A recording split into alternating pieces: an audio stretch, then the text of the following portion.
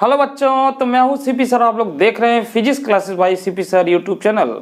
तो बच्चे 12th class के बच्चे परेशान हो रहे हैं कि बोर्ड परीक्षा आ गई और काफ़ी कुछ पढ़ने के बाद भी उन लोग को ये समझ में नहीं आ रहा है कि कहाँ से कैसे स्टार्ट करें। तो बच्चों, आपकी समस्या को दूर करने के लिए मैं लेके आया हूँ आपके पास important question series board exam 2024-25। तो बच्चों, इंपॉर्टेंट क्वेश्चन सीरीज, इसमें हम लोग सभी चैप्टर यानी दोनों किताबों पार्ट 1 पार्ट 2 दोनों किताबों से महत्वपूर्ण डेरिवेशन और न्यूमेरिकल पर बात करेंगे। तो बच्चों, इसमें हर चैप्टर से मैं दो डेरिवेशन और कुछ न्यूमेरिकल को लेते हुए पूरी सीरीज को कंप्लीट करूंगा। और ये डेरिवेशन और न्यूमेरिकल खास तौर से काफ़ी इंपॉर्टेंट मैं गेस करके लेके आ रहा हूं, जो कि परीक्षा में 100% इनके आने के चांस हैं। फिर भी आप सभी को पढ़ें, मगर इनको खास तौर से देखने की कोशिश करें। तो बच्चों, ये आपकी समस्या को बहुत हद तक दूर करेगी, इसीलिए मेरे चैनल पर बने रहिए। जो बच्चे नए हैं वो चैनल को सब्सक्राइब करें और बेल आइकन को दबाएं। तो बच्चों, इस सीरीज को शुरू करते हैं। सबसे पहले डेरिवेशन यानी प्रत्यावर्ती धारा के वर्ग माध्य मूल मान का व्यंजक प्राप्त कीजिए। देख रहे हैं आप, यूपी बोर्ड में ये लगातार पूछा गया है, 15 में, 17 में, 18 में, 20 में। तो बच्चों, ये डेरिवेशन प्रत्यावर्ती धारा से लिया गया है, वहां से हमने ये डेरिवेशन उठाया है। हर चैप्टर से हम लोग डेरिवेशन और न्यूमेरिकल पर बात करेंगे। तो बच्चों देखिए, प्रत्यावर्ती धारा, ये बच्चों इस डेरिवेशन को करने के लिए सबसे पहले आपको कुछ चीज़ों की जानकारी होना आवश्यक है, क्योंकि अगर आप शुरू से पढ़ रहे हैं तब तो आपके लिए कोई दिक्कत नहीं होता, परंतु अगर आप बीच से पढ़ रहे हैं तो कुछ चीज़ें आपको जाननी पड़ेंगी। तो समझते हैं। सबसे पहले बच्चों देखिए, प्रत्यावर्ती धारा। प्रत्यावर्ती धारा को बच्चों इस तरीके से ये रिप्रेजेंट किया जाता है, यानी इस तरीके से हम इसको बनाते हैं। तो बच्चों ये देखिए, यहाँ से स्टार्ट है 0 से, ये इसका आधा चक्र है यानी T/2 कहेंगे, और यहाँ पर एक पूर्ण चक्र हो जाता है T टाइम में। तो बच्चों ये इसका ज्यावक्री है, यानी इसको हम लोग बोलते हैं प्रत्यावर्ती धारा अथवा वोल्टता, दोनों ही लिया जाता है, वोल्टता। और इसको ज्यावक्री बोलते हैं बच्चों, ज्यावक्रीय, यानी इसको साइनसाइडल वक्र बोलते हैं बच्चों। यानी इसको हम लोग साइन के रूप में, साइन फंक्शन के रूप में इसको प्राप्त करते हैं। बच्चों इसको कॉस के फंक्शन में भी लिया जाता है, यानी कॉस के फंक्शन में लेंगे तो ये कुछ इस तरीके से इसका ग्राफ होता है। बच्चों यहां से इसको स्टार्ट करते हैं लगभग, तो ये 0 से। तो बच्चों ये जो आपको प्राप्त हो रहा है, इसको हम लोग बोलेंगे प्रत्यावर्ती धारा वोल्टता। इसको हम लोग बोलेंगे बच्चों कोज्यावक्रीय, यानी इसको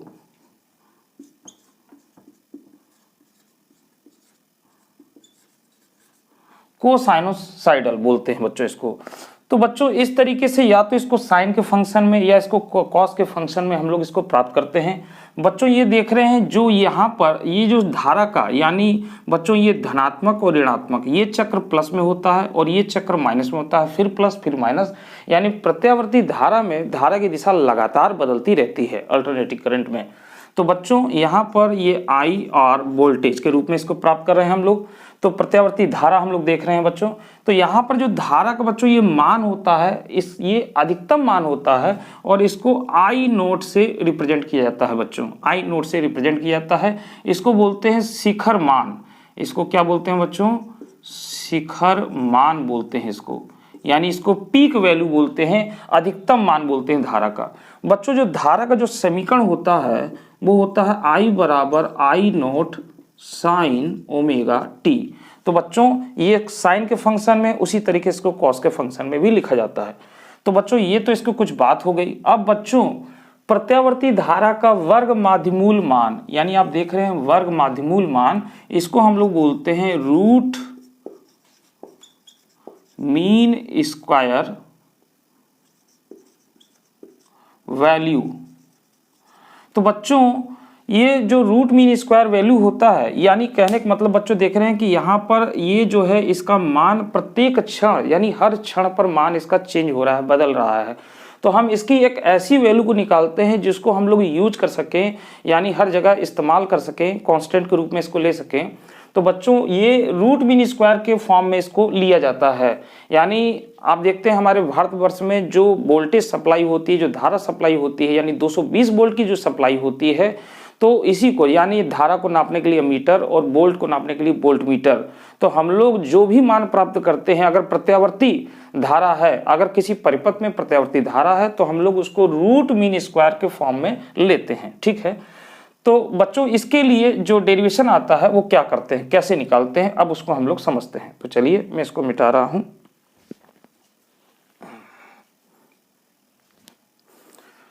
तो मैं इसको मिटा रहा हूं बच्चों, आपने कुछ बातें इसमें जान ली है, अब आपको समझ में आएगा कि कैसे इसका डेरिवेशन करना है।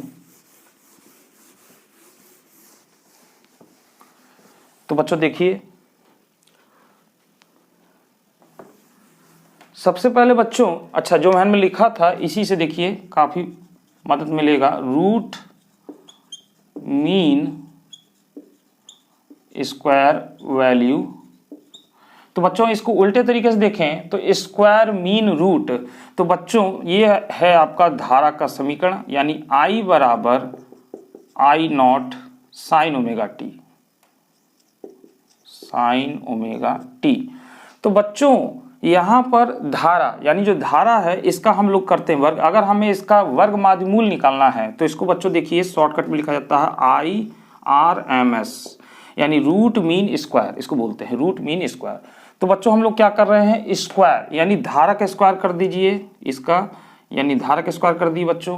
फिर इसके बाद है मीन यानी औसत, यानी इसे माध्य बोलते हैं, औसत बोलते हैं। तो औसत करने के लिए क्या होता है बच्चों, जैसे कि आपने देखा कि यहाँ पर ये जो इसकी एक चक्र है, तो बच्चों यहाँ 0 से ये पूरा एक चक्र टी टाइम में हो रहा है। तो यहाँ पे देख रहे हैं कि इसका मान प्रत्येक जगह पे बदल रहा है। तो यहाँ पर बच्चों क्या करेंगे, 0 से टी टाइम तक के लिए जो भी आई स्क्वायर के रूप में जो वैल्यूज प्राप्त हो रही है, जो मान प्राप्त हो रहा है, उन सभी को जोड़ देंगे और जितने समय के लिए लिया गया है उतने समय से भाग दे देंगे। तो यानी जोड़ने के लिए बच्चों क्या काम करते हैं, इंटीग्रेशन का उपयोग करते हैं, समाकलन का उपयोग करते हैं। तो इसका इंटीग्रेशन करेंगे, कहाँ से कहाँ तक कर रहे हैं, 0 से टी तक कर रहे हैं, और ये टी के सापेक्ष इसको जोड़ देंगे बच्चों। जोड़ने के बाद बच्चों इसमें इससे भाग दे देंगे। भाग देने के बाद बच्चों क्या काम करेंगे, अब देखिए यहाँ पे रूट है, यानी रूट के लिए यहाँ पर 1/2 पावर लगा देंगे। तो बच्चों ये तो बात हो गया इसका वर्ग माध्यमूल मान, ये इस तरीके से इसको हम लोग देख रहे हैं। अब वैल्यू कैसे कैलकुलेट करेंगे बच्चों, देखिए फिजिक्स तो इतने में हो गया, अब इसमें जो भी बचा है वो मैथमेटिक्स के रूप में बचा हुआ है। तो बच्चों देखिए अब हम लोग करते हैं इसको, तो कैसे करते हैं देखते हैं, यहीं से स्टार्ट करते हैं बच्चों। तो बच्चों सबसे पहले हमें आई स्क्वायर, देखिए IRMS बराबर, तो हम यहाँ पर बच्चों क्या काम कर रहे हैं, 0 से टी और आई स्क्वायर, यानी इसकी वैल्यू रख देंगे ये, तो ये हो जाएगा I not square sine square omega T dt। और बच्चों यहाँ पर देखिए जो t है, जो भाग दे रहे हैं, तो इसको हम लोग बाहर निकाल लेते हैं, कांस्टेंट के रूप में है ये। अब इस पर यहाँ पर इसकी पावर 1/2 लगा देते हैं, ठीक, इतना हो गया। अब बच्चों देखिए यहाँ पर I नॉट स्क्वायर, ये जो शिखर मान है ये भी क्या होता है, कांस्टेंट होता है, यानी किसी का भी जो शिखर मान होगा जितना ऊपर होगा उतना ही नीचे होगा और प्रत्येक चक्र में उतना ही जाएगा। तो ये कांस्टेंट होता है, इसको भी बाहर निकाल लेते हैं बच्चों। तो मैं यहाँ से फिर से लिख देता हूँ इसको, IRMS बराबर ये हो जाएगा आपका I not square upon T और 0 से टी, और ये हो जाएगा बच्चों साइन स्क्वायर ओमेगा टी और dt, ठीक है, और इसकी पावर 1/2। तो बच्चों ये आपका हो गया। अब बच्चों यहाँ पे देखें जो साइन स्क्वायर ओमेगा टी है, इसका इंटीग्रेशन करना है, तो इसका इंटीग्रेशन सीधे डायरेक्ट नहीं होता, यानी इसके स्क्वायर को हमको हटाना पड़ेगा। तो बच्चों यहाँ पर हम लोग एक सूत्र का प्रयोग करेंगे। तो सूत्र का प्रयोग करेंगे तो कौन सा सूत्र हो जाएगा, देखिए मैं पहले लिख देता हूँ, IRMS बराबर, तो बच्चों ये आपका हो गया I not square upon T, और जो है बच्चों ये इसको हम लोग 0 से टी टाइम, इसको सूत्र के फॉर्म में चेंज करेंगे तो बच्चों ये हो जाएगा 1 - cos 2 ओमेगा टी dt और अपॉन 2, और इसका 1/2 घात लगा दिए। तो बच्चों यहाँ पर देखिए एक सूत्र लगाया गया है इसको चेंज करने के लिए। सूत्र कौन सा, मैं यहाँ पे लिख देता हूँ, जो बायो के बच्चे होंगे उन्हें दिक्कत होगा। साइन स्क्वायर थीटा बराबर 1 माइनस कॉस 2 थीटा अपान 2। तो बच्चों यही सूत्र प्रयोग किया गया है। यहाँ पर देखिए जो थीटा है वो ओमेगा टी है, तो 2 थीटा अपान 2 पूरा सूत्र पर रखा गया है। अब बच्चों इसका इंटीग्रेशन करना आसान है। तो बच्चों देखिए 2 जो है ये कांस्टेंट में है, तो इसको भी बाहर कर लेंगे हम।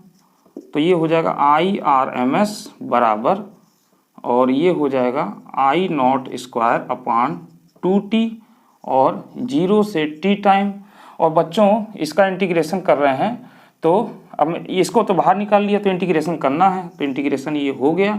इसका 1 का बच्चों होगा, इसका हो जाएगा t, इसका हो जाएगा t माइनस 2 को हमने बाहर निकाल लिया है। और कास का क्या होगा बच्चों, इसका हो जाएगा sign 2 omega T upon 2 omega. तो बच्चों यहाँ पे देखिए एक चीज ध्यान देंगे, यहाँ पर जब समाकलन कर रहे हैं बच्चों तो हम लोग t के रिस्पेक्ट में कर रहे हैं, तो t के रिस्पेक्ट में जो भी t के इसका गुणांक होगा वो हर में चला आता है। तो यहाँ पे देख रहे हैं t को छोड़ करके जो 2 ओमेगा है यहाँ पे हमने इसको लिख लिया है बच्चों, ठीक है। अब ये इंटीग्रेशन इसका हो गया, और यहाँ पर लिमिट भी लगानी होगी बच्चों, यहाँ पर लिमिट भी लगानी होगी। तो ये 0 से t टाइम, और ये देखिए ये बड़ा ब्रैकेट हमने जो लगाया है ये संपूर्ण पर है, यानी इसकी जो घात लग रही है वो इस तरीके से 1/2 लग रही है। अब बच्चों क्या करना है, यहाँ पर इसका upper limit minus lower limit रखते हैं। तो IRMS बराबर ये हो जाएगा I not square upon 2t, और बच्चों यहाँ पे हम लोग लिमिट रखेंगे, तो ये लिमिट हो जाएगा इसका, देखिए हो जाएगा t माइनस, थोड़ा इसको हम लोग बड़े ब्रैकेट में लिखें तो ज़्यादा अच्छा होगा। तो ये हो जाएगा t, और लोअर लिमिट लगाएंगे तो ये हो जाएगा 0 माइनस बच्चों 1/2 ओमेगा को बाहर निकाल लें, तो ये आपका हो जाएगा, क्या हो जाएगा, यहाँ पर वैल्यू पुट कर देंगे साइन 2 ओमेगा कैपिटल T, यहाँ पे t, फिर लोअर लिमिट लगानी है बच्चों, तो लोअर लिमिट क्या हो जाएगा माइनस साइन 2 ओमेगा, और t की जगह पे क्या हो जाएगा 0, और यहाँ पर बड़ा ब्रैकेट लगा देंगे और 1/2 हो जाएगा। अब बच्चों यहाँ पर देखिए क्या हो जाएगा, यहाँ पर भी एक फार्मूला लगाएंगे बच्चों। यहाँ पर ओमेगा बराबर होता है 2π/t। तो बच्चों देखिए यहाँ पे 2π/t रखेंगे तो क्या हो जाएगा, तो ये आपका आ जाएगा, ये आ जाएगा I not square upon 2t, और बच्चों ये हो जाएगा t माइनस 1/2 ओमेगा, और बच्चों ये हो जाएगा साइन, ओमेगा की जगह पे बच्चों ये रखेंगे तो 2 दूना 4, तो ये हो जाएगा 4, और t से t कट जाएगा यानी 4π माइनस साइन 2 ओमेगा 0, और ये हो जाएगा घात 1/2। अब बच्चों देखिए साइन के फंक्शन में अगर 2π 4π 3π अगर कुछ भी आता है तो उसका मान 0 होता है, और बच्चों यहाँ 0 है, 0 गुणा करेंगे तो 0 हो जाएगा, यानी ये 0 ये 0, 0 माइनस 0, और इसमें गुणा कर देंगे तो टोटल 0 आ जाएगा, यानी यहाँ पे क्या बच जाएगा, केवल t बच जाएगा बच्चों।